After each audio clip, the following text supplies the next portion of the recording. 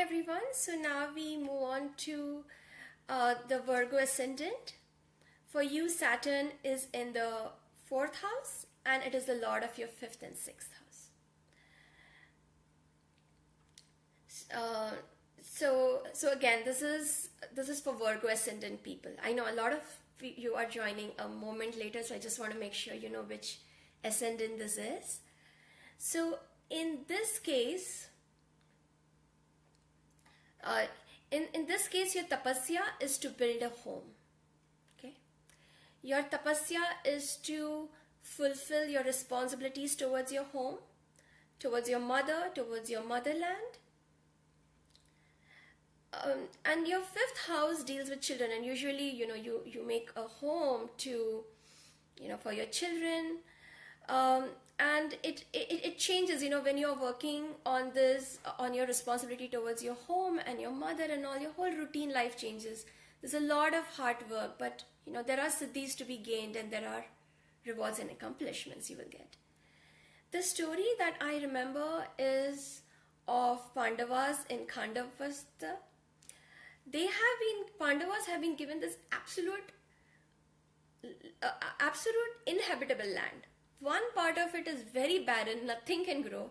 The other part is fertile and is filled with thick, dense forests. So there is really no place. It cannot be inhabited. So now they have to build their home, they have to build their motherland, and it is hard work. Now 5th house is house of children, creation, new creation. So they go through a very unique way to do it, a very new way, where Krishna tells Arjun to burn the forest, which is understandable, but this place is guarded by Indra. So Indra sends water, sends rain to diffuse the fire. So what does Arjun do? He actually builds a shield with his arrows, so that the water does not come and the forest gets burned. So this is hard work to create your home for your motherland. And another, so I want to also point out that this is where the Pandavas built a new kingdom which was based on dharmic principles. Even the palace itself was built by Maya, and it was something it was a new concept of a palace.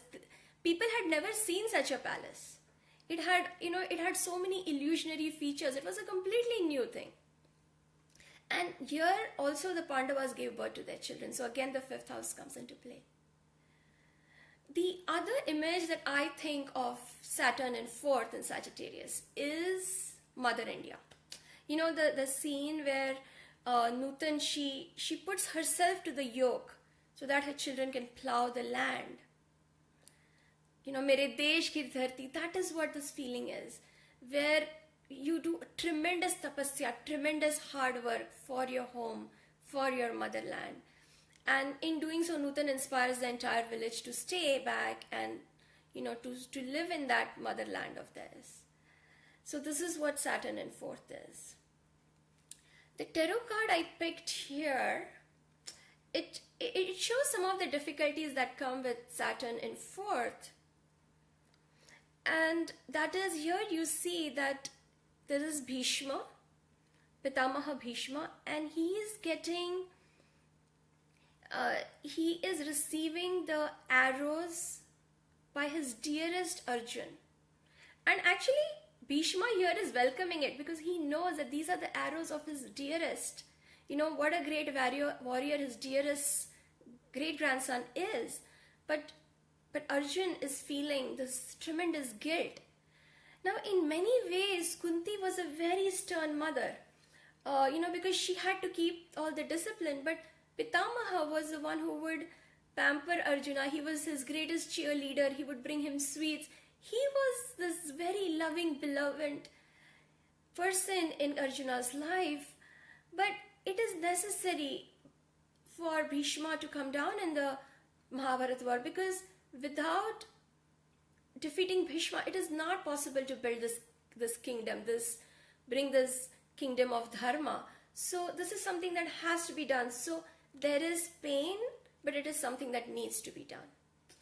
Because this is Saturn in fourth, I would say that if you have anyone you have great bhakti towards, maybe it's your mom, or it's just someone you feel, a maternal figure in your life or in spirit or a deva, for whom you have a lot of bhakti, I would ask you to pray to her during these 2.5 hours and to seek blessings so you are able to do your responsibilities and your duties towards your home and motherland. Thank you.